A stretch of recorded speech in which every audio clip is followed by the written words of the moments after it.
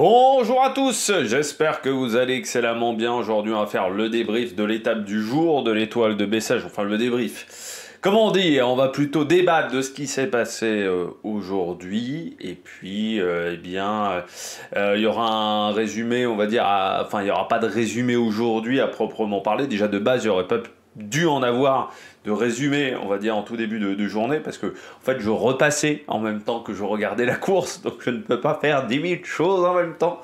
Mais on va revenir un petit peu, oui, sur les problèmes sur cette journée, et voir un petit peu ce qui s'est passé, parce que c'est pas normal à ce niveau-là de compétition. N'hésitez pas à vous abonner à la chaîne, à réagir dans les commentaires, à mettre un pouce bleu, à partager la vidéo sur les réseaux sociaux, notamment auprès de vos proches. Je vous sais que ça peut les intéresser dans les commentaires. N'hésitez pas à me dire qui vous a plu, qui vous a déçu. Quand vous abonnez à la chaîne, vous pouvez ajouter la petite cloche, comme ça vous êtes au courant des dernières vidéos qui sortent, notamment des vidéos cyclisme. Et puis si vous avez les moyens et que vous voulez soutenir mon travail, vous pouvez faire un super thanks. Vous pouvez également rajouter la petite cloche. Bon. Pour ceux qui n'étaient pas devant leur télévision, à 14 h. Eh bien, voilà ce qui s'est passé aujourd'hui sur l'étoile de Bessèges. On a en fait eu un grand mouvement de colère. C'est pas un mouvement d'humeur. De toute façon, j'ai été en grand désaccord avec les termes qu'utilisait Patrick Chassé aujourd'hui. On y reviendra aussi dans un autre temps. Enfin là, la vidéo va être un peu bordel. Hein. Je vous le dis, j'ai rien écrit, c'est en impro total. Donc, il était aux alentours de 14 h quand le direct démarre. Moi, j'étais donc en train de repasser à ce moment-là. Et donc, on nous apprend qu'il y a eu un mouvement d'humeur. On se demande quel est le mouvement d'humeur. Et en fait, voilà ce qui s'est passé en tout début d'étape, au bout d'une vingtaine de kilomètres. Il y a une voiture de nouveau qui s'est retrouvée dans la course, intercalée entre les échappés et le peloton. Au niveau d'un rond-point, cette voiture était dans le sens de la circulation, contrairement à la veille, mais ce n'était pas une voiture de l'organisation, ce n'était pas une voiture qui devait se trouver à cet endroit-là. Comme la veille, il y avait eu une voiture sur le parcours, ce qui était déjà inacceptable. Les coureurs, et surtout pas mal d'équipes, avaient dit, si ça se reproduit une deuxième fois, on arrête la course. On part, on arrête, on se retire. Comme ça s'est reproduit une deuxième fois, les menaces ont été mises à exécution. Alors, il y a eu des discussions à droite à gauche, mais les équipes qui avaient menacé, une partie des équipes qui avaient menacé de partir, eh bien, ont décidé de se retirer, notamment la Décathlon AG2R du côté des équipes françaises. Et ça, on va le souligner quand même, mais également toutes les équipes étrangères, sauf la Lotto, hein, quasiment, et la Wagner-Bazin, mais sinon toutes les équipes étrangères. Il y avait Kern Pharma aussi qui est resté. Donc ce qui fait qu'on s'est retrouvé à avoir un peloton d'une 60aine de coureurs qui a décidé de participer à cette épreuve. Je peux vous donner le résultat parce qu'on débriefera pas beaucoup plus la course à partir du moment où donc c'est Desmar Dely qui s'est imposé devant Desmar, Penouette, Ronan Auger et Alan Rioux pour les équipes de Continental. Bon, et ce qui fait que désormais à la tête du classement général c'est Arnaud Dely, vu que beaucoup de coureurs se sont retirés au final et que pour le classement général ça va être une bagarre entre Teuns, Vauquelin et Pierre Latour, si ça repart demain, ce qui reste encore une grande interrogation. Bon, on va revenir déjà sur ce qui s'est passé. C'est pas normal qu'une voiture rentre sur une course cycliste. Voilà. Normalement, la route, elle doit être coupée. Elle doit être coupée en amont, elle doit être coupée en sortie. C'est pas normal qu'il y ait des voitures qui puissent intercaler. C'était déjà pas normal hier. On en a un petit peu parlé lors du résumé. Ce n'est pas normal aujourd'hui. C'est pas normal que ça arrive 2 jours de suite, en fait, ce problème-là. Déjà que ça arrive une fois, ce n'est pas normal, mais bon, on pouvait défendre que l'erreur est humaine et qu'une erreur, de temps en temps, ça peut arriver. 2 fois, c'est pas normal. Moi, je comprends totalement les équipes qui ont décidé de se retirer. On n'envoie pas les coureurs au casse-pipe. Voilà, il y a un moment, il faut agir. Je trouve même que les équipes ont été plutôt sympas avec les organisateurs, parce que moi je considère qu'il aurait déjà fallu le faire avant. Encore une fois, je le dis depuis des années, l'UCI ne s'attaque pas aux organisateurs. Donc au bout d'un moment, ça fait depuis 4-5 ans que je vois des courses où c'est de moins en moins bien organisé, hein. Je l'ai dit assez souvent, que c'était de moins en moins bien organisé, ou qu'on a des problèmes d'organisation à droite à gauche. Là, par exemple, hier, on prend la journée d'hier. Étoile de Bessèges, voiture sur la route. Gendarme qui dépasse beaucoup trop tôt des coureurs, beaucoup trop proche des coureurs. Un îlot directionnel très très mal indiqué par les gendarmes. Ça, c'est sur une seule course. Il y avait une deuxième épreuve hier, le Tour de la Communauté de Valence. Moto qui tombe à l'arrivée et qui n'avait rien à foutre là, je pense très clairement, vu que l'arrivée était en cul-de-sac. Et chronométreur qui met un temps fou à réussir à donner des résultats. Parce que ça a mis quand même plus de 2 heures hier à donner des résultats pour une épreuve. Bah hier, le cyclisme est passé pour un sport ridicule. Tout simplement. On est passé pour des cons hier. Voilà. Tous les fans de cyclisme, on est passé pour des cons. À cause de tous les problèmes qu'il y a eu. Sur l'étoile de Bessèges, que ça se reproduise 2 jours d'affilée, c'est pas normal. C'est pas normal en termes de sécurité. Je parle même pas non plus des camions qui sont garés sur le bord de la route. On voit ça à Bessèges, on voit ça aussi du côté de la Drôme classique et de l'Ardèche classique. C'est-à-dire les voitures qui sont sur le côté comme ça, qui sont garées un petit peu. Par exemple, je compare à une autre épreuve où il n'y a jamais ce genre de problème, les boucles de la Mayenne. Boucle de la Mayenne, c'est bien organisé. Pourtant, boucle de la Mayenne, ça doit être Pro Série, ça doit pas être une 2-1. Mais bon, les équipes autour sont pas énormes. L'étoile de Bessèges, c'est pas normal qu'on ait ces soucis de sécurité, qu'on n'avait pas auparavant. Cette course-là, je la regarde depuis qu'elle est diffusée sur la chaîne L'Équipe. Ça fait quand même quelques années qu'elle est diffusée sur la chaîne L'Équipe. On n'avait pas ces problèmes d'organisation-là avant. Alors là, l'organisateur a dit, il y a l'excuse de les gens ne respectent plus rien. C'est pas une excuse, ça. Ça me rappelle le Tour de France où vous avez dit, oui, bah, le public, quand il y a eu la montée à Jouplane, oui, le public n'avait pas respecté. C'est à toi d'anticiper les choses. C'est toi l'organisateur. C'est toi qui es le garant de la sécurité des coureurs. C'est à toi de te démerder.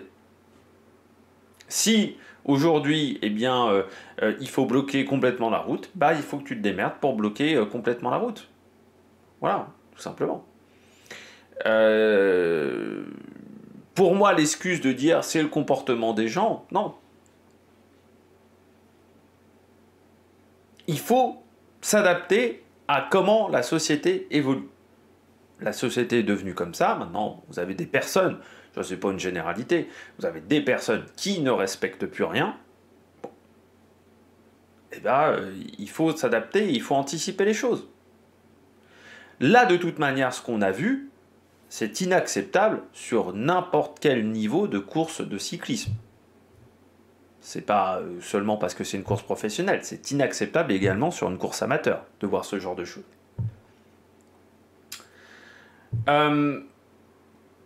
Pour moi, oui, je suis d'accord avec les équipes. Je suis d'accord avec les équipes qui...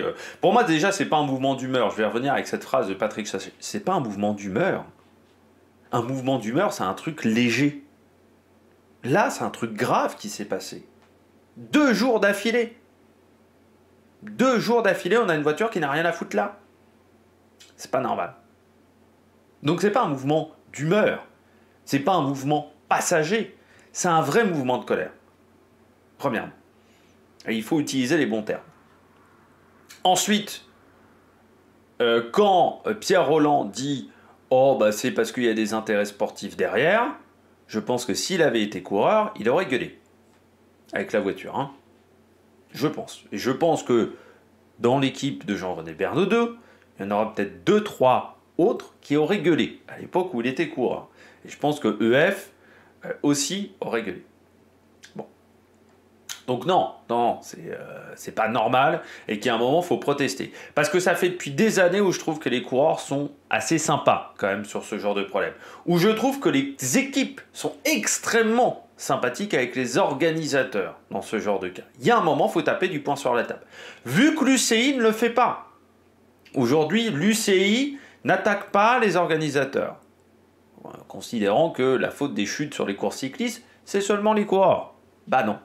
C'est aussi les organisateurs. Et il y a un moment, il faut taper du poing sur la table.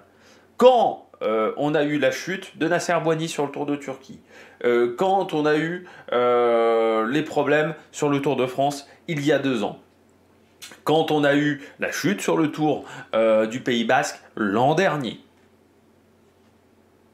bah il y a un moment, faut taper du poing sur la table, quoi. Surtout quand les enjeux économiques aujourd'hui, on parle d'équipes qui ont triplé, quadruplé leur budget sur les 15 dernières années. C'est plus les mêmes enjeux économiques. Dans le foot, si un terrain est défoncé avec 10 000 trous sur le terrain, ben on ne joue pas le match. Si le terrain il est noyé sous la flotte, on ne joue pas le match. Et ben là, on aurait dû s'assurer de la sécurité. Alors, du côté de l'étoile de Bessèges, bon, ça tombe mal parce que l'an dernier, une étape avait sauté, parce que l'année d'avant, une étape également avait sauté, et que c'est vrai qu'au niveau des sponsors, on va commencer à l'avoir mauvaise. Là, même si on repart demain ou après-demain, l'intérêt sportif de la course a complètement été explosé. Voilà, on se retrouve à avoir un peloton d'une 60aine de coureurs, 78, voilà, à l'arrivée. Tous les meilleurs coureurs quasiment ont disparu. Voilà, hein, notamment du côté du sprint, mais pas seulement. On a perdu quand même beaucoup de talent avec ces différents abandons. Est-ce que demain, il y a encore un intérêt à faire repartir la course? Ça, c'est quand même une question que je me pose. Est-ce que dimanche, il y a encore un intérêt à faire le contre-la-montre à Alès? C'est une question que je me pose. Surtout que je me dis quand même, est-ce que demain, on est sûr que la sécurité sur l'étape en ligne sera respectée? Est-ce qu'on n'aura pas de nouveau le même problème? On aura peut-être de nouveau le même problème. Donc il y a des équipes où on va se dire, moi j'ai pas envie d'emmener mes coureurs au casse-pipe, tout simplement. Et il y a un moment, il faut taper du poing sur la table. Alors, est-ce qu'il y aura un avant et un après cette décision qui a été prise aujourd'hui? Non, parce qu'on l'a déjà vu sur le Giro, on l'a déjà vu sur d'autres courses, ce type de décision. Donc je ne suis pas sûr qu'il y ait un avant ou un après. La différence, c'est que là, il y a volontairement des équipes qui ont décidé de se mettre hors course. Mais c'est parce que c'est l'étoile de Bessèges. Si ça avait été une épreuve World Tour, je pense que même si on était en désaccord, les intérêts sportifs auraient pris le dessus sur la décision de quitter l'épreuve. Et encore, c'est mon avis personnel là-dessus. Donc non, je pense pas que ça change grand-chose. Peut-être, j'aimerais que ça change grand-chose du côté de l'UCI, que ça soit enfin pris en compte que non, il n'y a pas que les coureurs qui provoquent des chutes. Il n'y a pas que le matériel qui provoque des chutes. Il y a aussi les organisateurs et la manière dont on conçoit les parcours. Donc il va falloir à un moment que du côté de David Lappartient et de ses équipes, on réfléchisse de manière intelligente. Mais encore une fois, il faudra un président de l'UCI fort. Il faudra un président de l'UCI qui soit présent toute l'année à cette seule tâche. Ce qui n'est pas le cas aujourd'hui. Je l'avais notamment dit sur mes flops 10 de fin de saison, mes 10 moments énervants que David Lappartient. Pour moi, tant qu'il est président de l'UCI, je ne suis pas sûr qu'on aura de grands changements. Bon, maintenant, du côté de l'étoile de Bessèges, oui, c'est une catastrophe parce que c'est une course qui déjà économiquement était en difficulté, qui a galéré un petit peu pour repartir. C'est une catastrophe parce que l'an prochain, moi je suis pas sûr qu'on aura un aussi beau plateau, je peux déjà vous le dire. Il y a des équipes qui vont pas revenir. Quick Step va pas revenir, je pense. Ils iront sur d'autres épreuves. Voilà, ils iront peut-être à Oman, ils iront peut-être sur d'autres courses, mais ils n'iront pas sur l'étoile de Bessèges.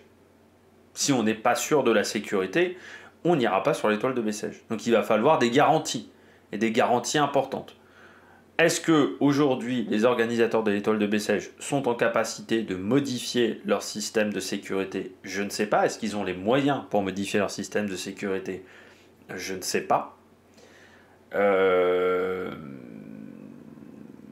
Mais oui, là, c'est quand même une mauvaise nouvelle. Et puis, ils se sont ridiculisés aux yeux du cyclisme aussi, hein, aujourd'hui, du côté de l'étoile de Bessèges.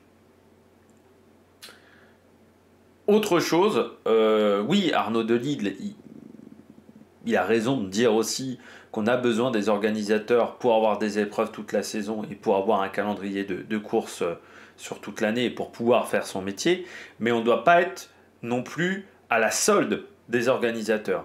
C'est-à-dire que ça ne doit pas être non plus que dans un sens. Les organisateurs doivent aussi être responsables de la sécurité des coureurs. C'est pas juste fermez votre gueule parce qu'on vous a donné un jour de course. Non, non, non, non. Il faut aussi que ça soit dans l'autre sens.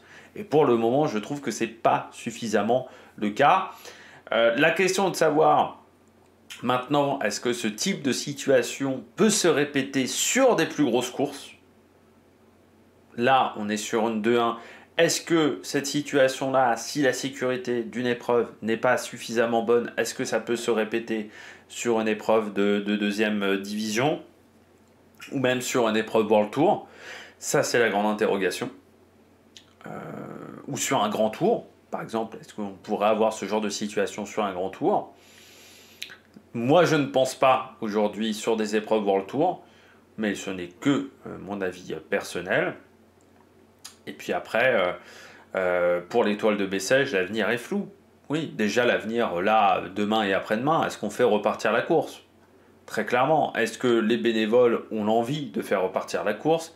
Est-ce que les organisateurs ont l'envie de faire repartir la course? En plus, il y en a un, l'organisateur de la course attend un heureux événement. Je ne sais pas. Est-ce qu'il y a encore un intérêt sportif? Ce soir, on a 78 coureurs.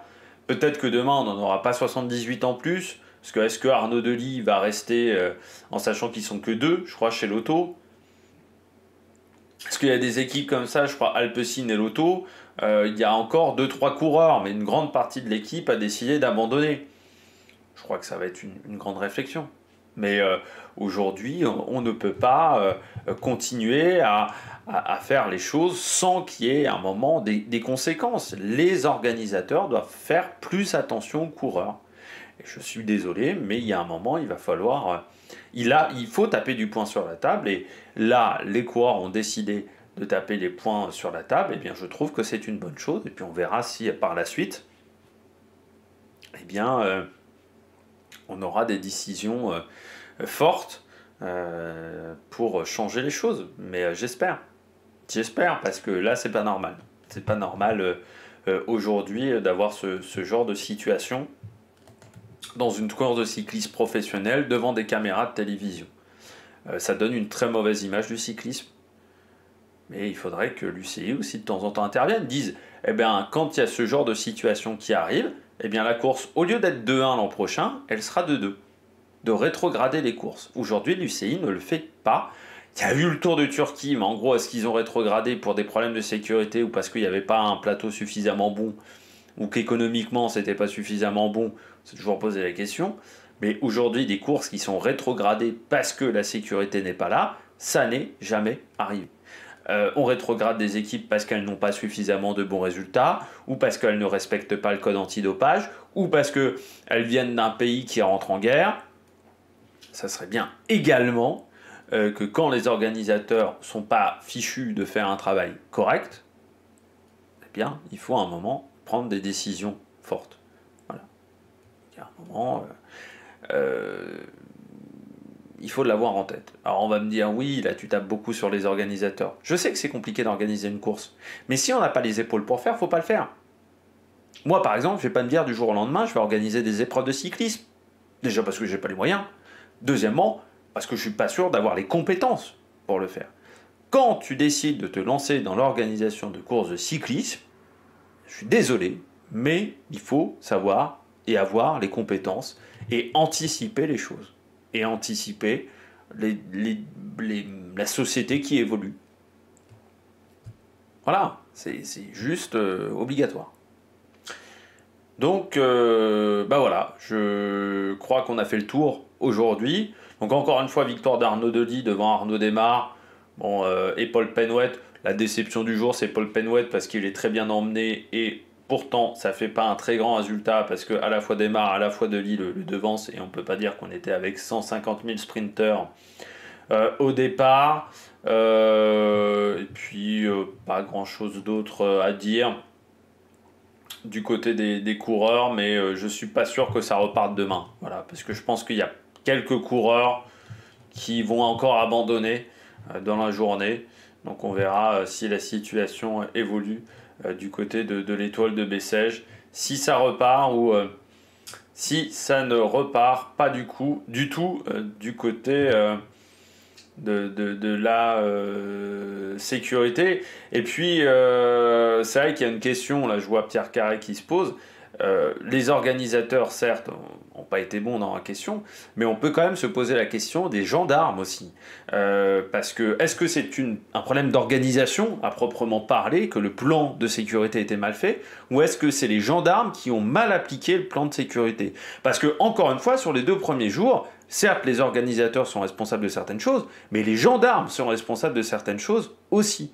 Il faudrait l'avoir en tête. Quand les gendarmes dépassent trop rapidement le peloton cycliste, quand les gendarmes n'indiquent pas suffisamment bien des dangers, ça c'est de la faute des gendarmes et pas foncièrement des organisateurs. Donc est-ce qu'il n'y a pas un problème également du côté de la gendarmerie, du côté de la préfecture, où les choses n'ont pas été assez bien prévues en amont? C'est aussi des questions qu'on peut se poser du côté de cette course de cyclisme. C'est vrai, j'ai beaucoup tapé sur les organisateurs, mais on peut taper énormément quand même sur les gendarmes aussi, qui sont payés pour faire la sécurité. Je rappelle que l'organisation les paye pour faire la sécurité, que les coûts de gendarmerie ont explosé. C'est pour ça qu'on perd de plus en plus de courses amateurs en France. Donc ça sera bien aussi de se poser la question de ce côté-là, parce qu'il y a un préfet, il y a des gendarmes. Si le travail n'a pas été bien réalisé par les gendarmes, il faut peut-être se poser les bonnes questions aussi. C'est peut-être dû aussi au fait que les gendarmes sont un peu au four et au moulin depuis plus d'1 an et demi, et qu'au bout d'un moment, eh bien, il y a des erreurs qui peuvent être commises, où il y a des problèmes qui peuvent être impactants fort. Est-ce qu'il va falloir embaucher des sociétés de sécurité privées pour faire ce genre de travail? C'est aussi une question qu'on peut se poser. En France, on fait confiance à la gendarmerie ou à la police. Là, j'ai trouvé, c'est vrai que sur les 2 premiers jours, que le travail du côté de ces organismes-là n'avait pas été fait correctement. Bon, eh bien, j'espère que vous avez aimé cette vidéo. Si vous avez aimé cette vidéo, n'hésitez pas à vous abonner à la chaîne, à réagir dans les commentaires, à mettre un pouce bleu. Puis nous, on se retrouve pour de nouvelles aventures sur Amérique Production. Ciao, ciao!